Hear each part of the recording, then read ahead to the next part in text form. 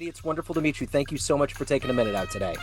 Thanks so much for having me, Joe. You bet. So, before we get into your good work, there's a lot going on between therapy and coaching and speaking. I want to know 5 years ago, this pandemic, and Seattle was an epicenter for it, was really raging. So many things were happening. How did you ultimately survive the big global pandemic, and how has it reverberated into your work and life today?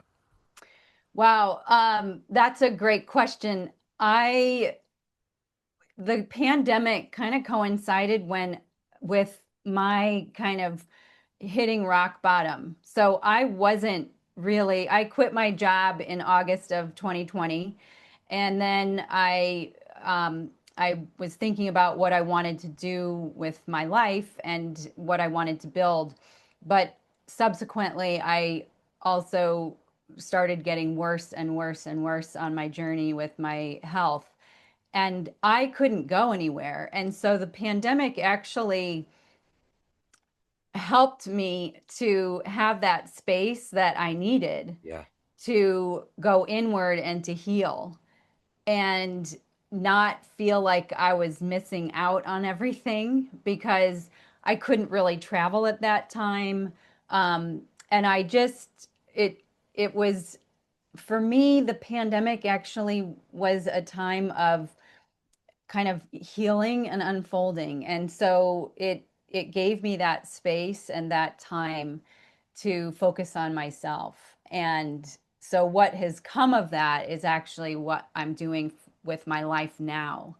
So I feel like I had a really different experience than a lot of people who were feeling very isolated. I was already isolated because of my illness. And so it just kind of provided the space for the nourishment that I needed to be able to be on my healing path. It's amazing what nature can do when we don't suspect it knows what's going on with us because I think everybody, especially in this country, is just running and running and running and running, right? That was my life Yeah, for 20 years, yeah, was the moment my feet hit the floor till the moment I fell into bed, I was in motion and I was a million miles from me. And yeah. I thought my mom had cancer and a bone marrow transplant, and I took all of that to mean you don't know when it's your time, and you got to squeeze the marrow out of every single day. Yeah. And I lived that message, that narrative. And I was writing checks that I knew I couldn't cash, and I kept on going anyway. And when my body was falling apart, I just found providers to patch it up, and I just kept charging on. And that my whole journey is kind of a reckoning with that's not a lifestyle that's sustainable, and it's a complete, like, I'm so disconnected with myself. And I kind of thought I was connected with myself because I was an athlete and I was tuned in, but not even close to the level that I've found.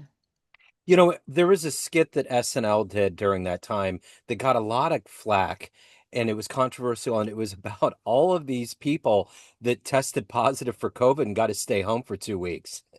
And they were jumping up and down in slow motion, just ecstatic. And I think that was the metaphor of that time. I think it's the fatigue of parenting and all of these responsibilities. All of these kids in the world want to grow up and become adults, but they don't understand that everything multiplies to this exponential amount. And it's not as easy as you think it is. I mean, and when you've been on the planet long enough, that accumulates.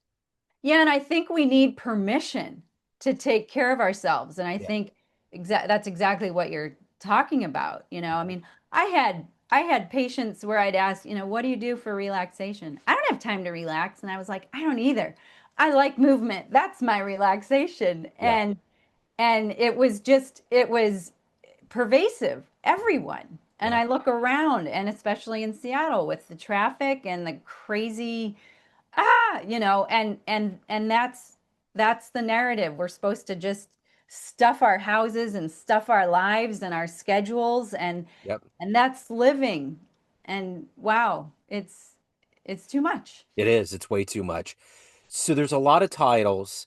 So I'm going to break all this down. Kids are always the truth serum. So I'm going to put you in Yeah. front of a bunch of 12-year-olds. It's career Mm. day, and the kid in the back of the room that's always curious is like, "Hey, what do you do for a living?" How do you answer them? Yeah. I think I would answer it with a question of, have you ever felt like you're not enough, or like you don't fit in, or like you want to try something but you don't know if you can do it, and you might fail. And adults feel all of those as well.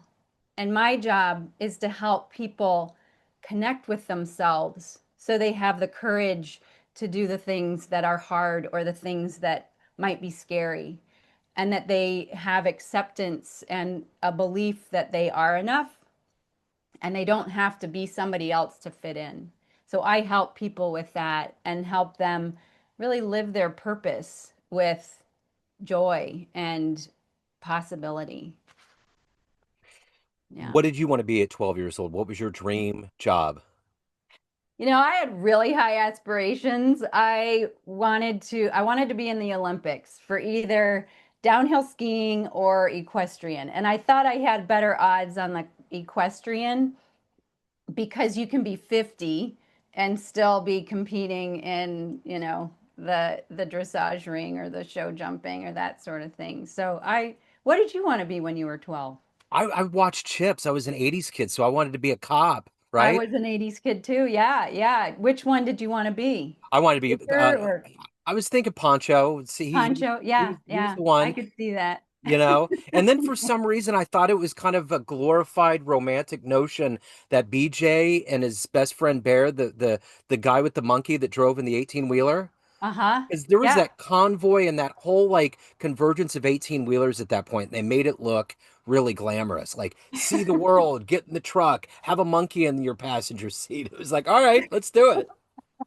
Made sense to me. So, Yeah. Yeah, yeah. but you wanted to be the cop more than the 18-wheeler driver. I did, but then I got to my teen years and saw Cops, the actual Fox show that was real, and I was like, yeah, no, that's different from what I saw on Chips. I don't think I want anything to do with that. So, Yeah. yeah, Yeah. it Yeah, was that's wild. great. So, how did you get to let's go back to your childhood. You talked about the Midwest. What were the foundational elements of being an athlete, of eventually finding who you are, helping people find themselves therapeutically? How did all of this kind of evolve into finding your footing right now? Wow. Growing up, I had a good childhood. But I lived in a perfectionist household. So I always felt like I wasn't enough.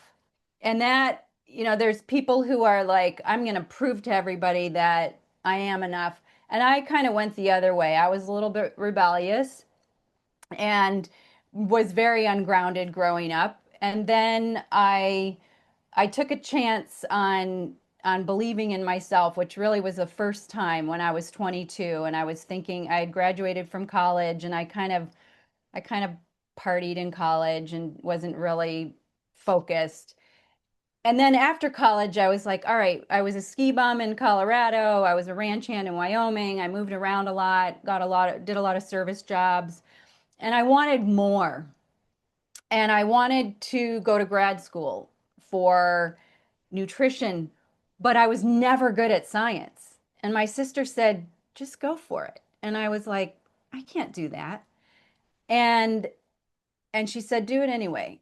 And it was the very first time I was driving my little Honda Civic cross country with my cat riding shotgun through howling snowstorms to Colorado to start this new chapter. I had nowhere to live. I had I knew no one, and I was trying to get into the program at Colorado State. And that was kind of the first time that I ever really committed to me and a belief in me. And it was hard, Yeah. but I made it. And I met a woman when I was looking for a place to live, and she said, "Have you ever thought about occupational therapy?" And I was like, "I don't even know what that is." And she said, "My mom and sister are occupational therapists. You got to try it." And I said, "Okay." So I did prerequisites for both occupational therapy and nutrition. And I realized that occupational therapy can be a million things, and nutrition is pretty narrow and pretty micro. So I still love nutrition and I dive deep into it in my, free time, but occupational therapy, I thought that's for me. So I actually ended up moving to Washington to go to graduate school for occupational therapy. And I started out working in a locked psych unit up here in Seattle. And that really equipped me with so many skills Yeah. that apply to everyone. So I specialized in upper extremity rehab and posture, and I've got strength and conditioning and Pilates as some other certifications that I kind of weave into some of the movement therapy that I do. But everybody who has an injury, there is an emotional and mental aspect to that as well. Hmm. And so my sessions would always turn into, therapy beyond the physical therapy. Yeah. And so that was kind of 20 years. And as I saw before my eyes the changes in healthcare and then myself being a patient really drove home the brokenness of our healthcare system and how insurance was really forcing my hand in terms of the way that I can treat people and what they'll reimburse for. And I thought, you know what? I want to be on the other side of the equation. I want to empower people. Yeah. I want people to realize we are so powerful Yeah. and we outsource, especially medicine, to everyone else. We want to be fixed. And I wanted to be fixed in my journey. I'm not going to lie, but that's not how it works. Yeah. You have an amazing healer inside of you. And that's what I found. I had a little voice in my head at the very beginning of my illness and injuries back in 2011 that said you have the power to heal inside of you. And I kind of tamped it down and I let self-doubt rule my narrative. And I thought, I don't even know what that means. I don't even know how to find it. And then I was forced there because I had no direction. I had no doctor who could help me or diagnose me or any of that. So that started kind of my journey. And I never intended to set out and create a program. But what I have found through this journey lights me up. I Yep. feel like I have the keys to the castle. Yep. I want everyone to know they have the keys to their castle and, and they have the power to change their life. They are creating their lives right now. And I didn't realize that until I woke up. And that's the message I want to spread is I think if we can connect with ourselves, we connect so much better with other people. And I've seen that in my life and I've seen it in clients as well. It's just amazing. We're so separate, Yep. and if you have the love and compassion for what you find inside yourself, then it's so much easier to give that to other people and to see their vulnerabilities that they try and hide, that I tried to hide for so long. Yeah. Yeah. It's interesting. They always say anything that you're really looking for is right in front of you. And it's so true when it comes down to your essence. It's interesting you mentioned in your 20s. I remember the first real big thing I did in my 20s that kind of was like breakthrough. I had a pen pal in high school. And we were just friends, and she lived in Florence.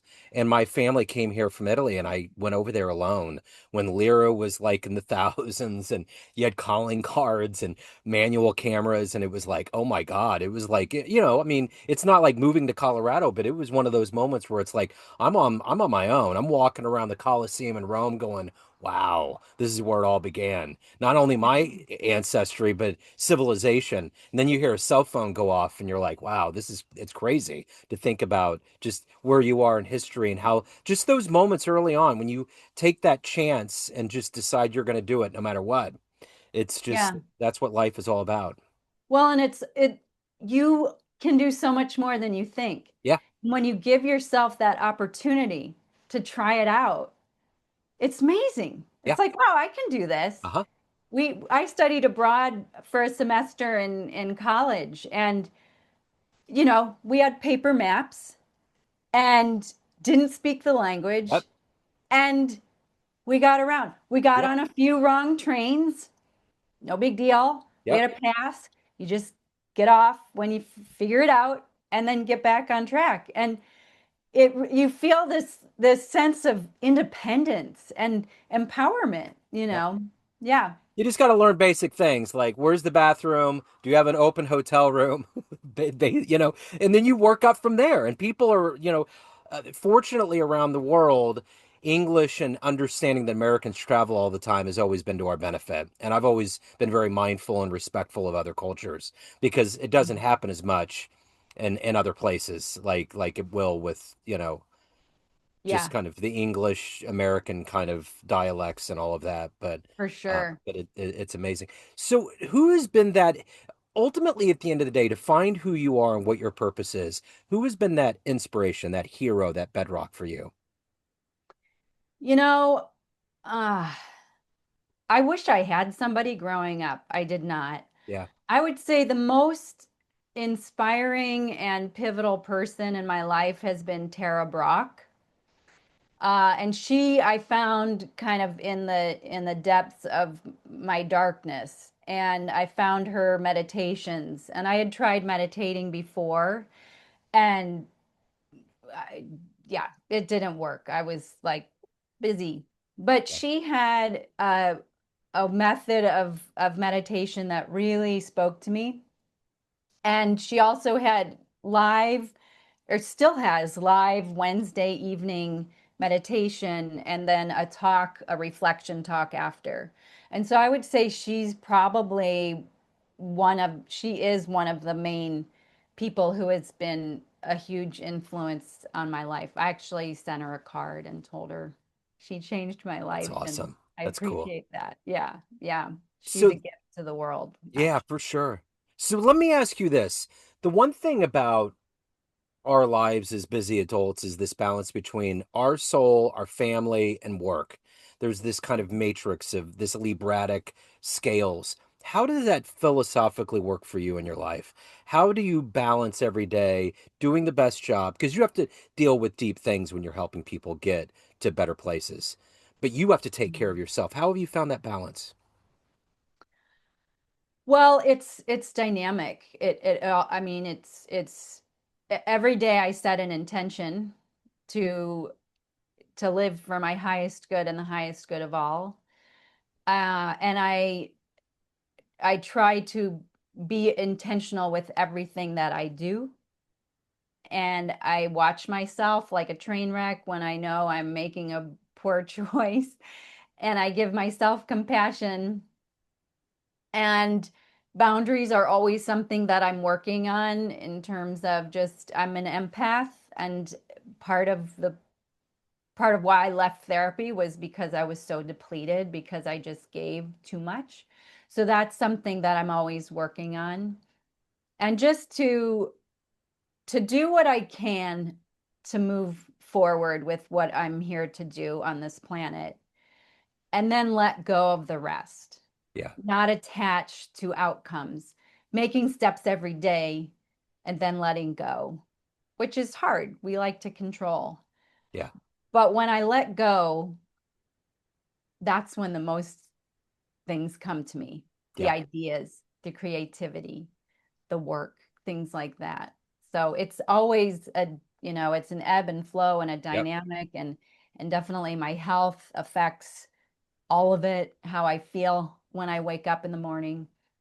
So it's just really trying to be intentional because I was on autopilot for so many years. So if you could have a dream tonight, run into that 18-year-old version of you and give that version of you a piece of advice based on this life you've led, the wisdom, most importantly, you've accumulated, what advice would you impart on that young version of you? That you're enough just the way you are, Yeah, that you matter, and to slow down and listen. Take the time to get to know yourself. yeah. Yeah. So dealing with so many heavy things with clientele throughout the years, Let's say you walk into a room and all of your clients and colleagues that you've worked with are in the room, and you could walk up to that podium and tell them one fun story. Jumping out of an airplane, outrunning a bear, wrestling a crocodile, first concert you saw, best sporting experience that you experienced as an athlete, something, a fun story. What would you tell that room of people? Oh gosh, Joe, that's a tough one. Um, what story would I say tell? There are so many stories.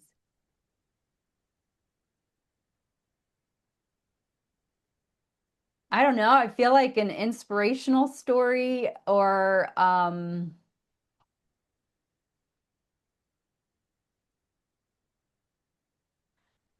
I think are these people who are still on their I mean we're all still on our journey, you know. Yeah, it would just Yeah. be people that would see you in that professional light, and this would give them a little bit of insight into who you are as the human being that's kind of Yeah. transcendent above the professional. It's like you, your essence. My essence. I think here's where I'm like, oh, I got to lower the bar because I'm trying to think of the best possible story. I think it would be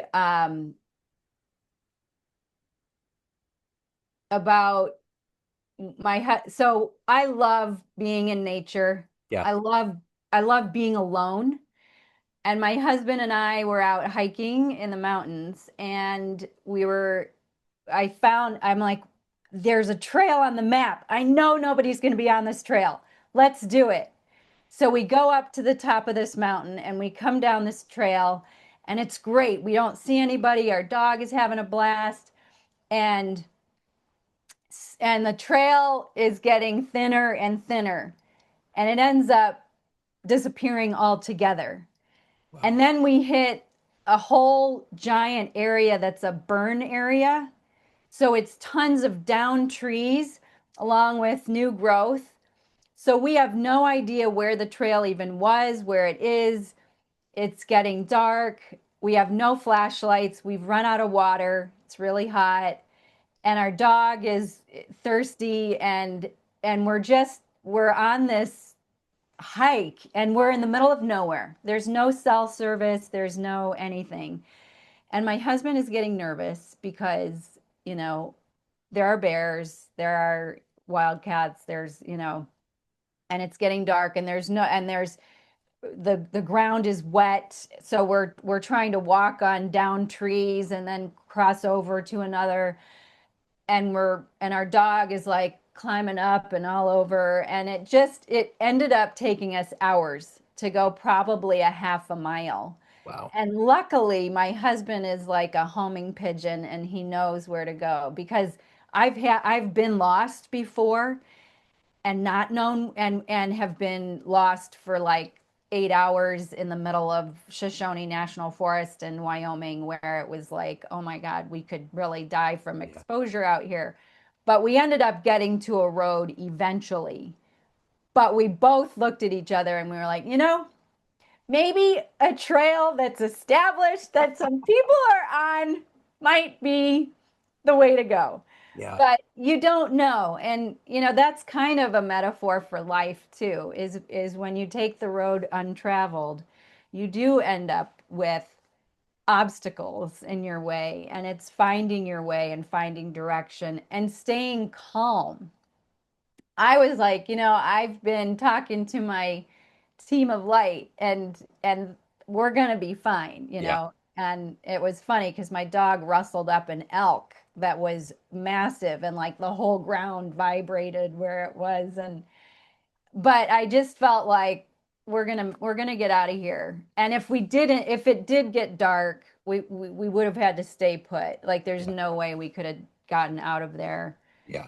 in the dark with all the tree fall and I mean and we're lucky we didn't break an ankle or a leg or something but Yeah. That's interesting. You just unearthed a memory that I had when I was out there. I got lost in a mountain too, and it was a little one, and I was just doing it for fun. I'm a Kansas City kid. What am I going to do? I remember I saw a Grateful Dead show about 5 months before Jerry Garcia passed, And I was just doing things that I would never do in the native Kansas City.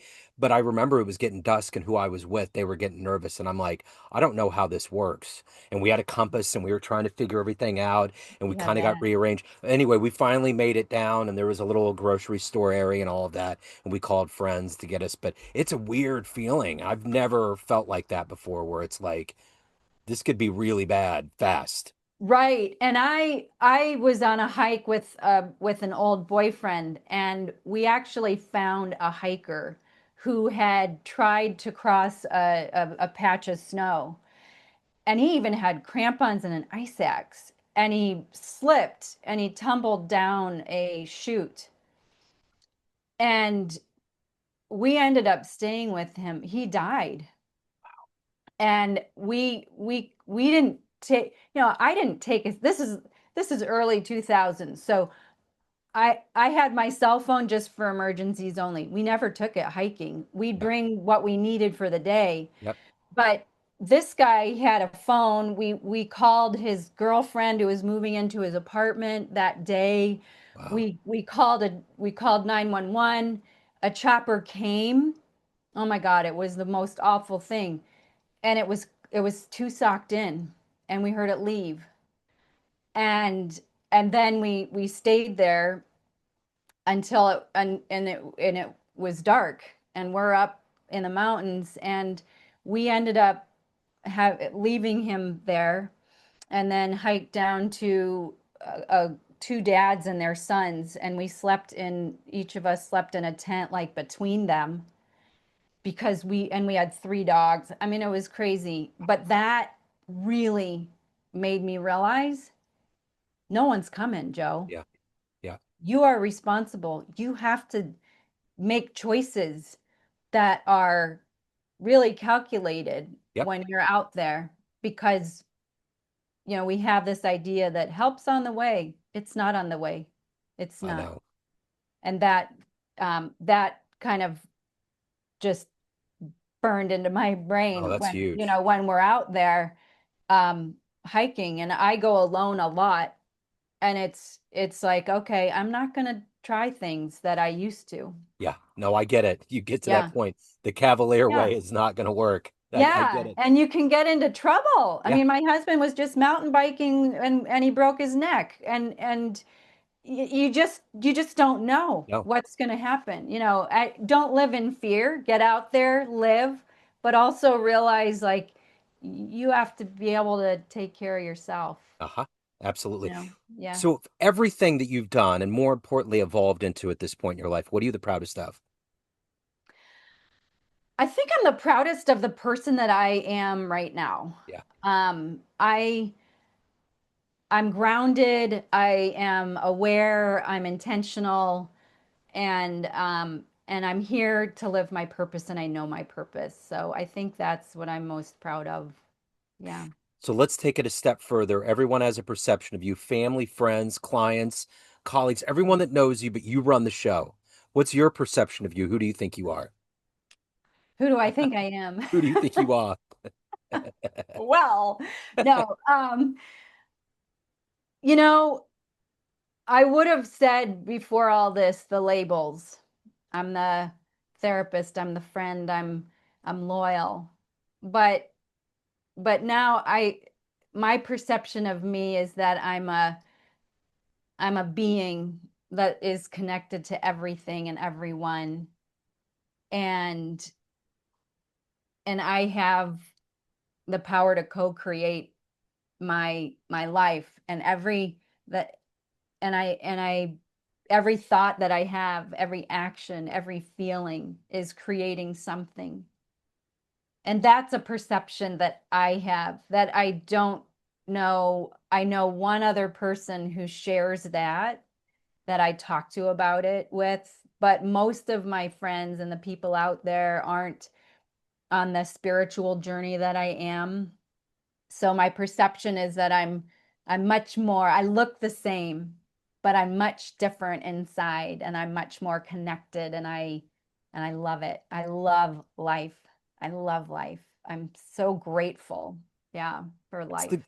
That's the great thing about getting older too, is that there's all these things that you can use to your advantage, Mhm. because it can go bad, but it can also go good, depending on how you look at it, you know? Perception is everything, Yeah. Joe. Yeah. The way, and that's all our choice. Yep. The way we look at something. Edith Eger, who is another really important person in my life. Have you heard of her? Oh yeah. Yeah. You have a choice in how you respond to Hmm. everything. Hmm. And that's where your power is. Yep. I've had tremendous loss in my life that are all out of my control.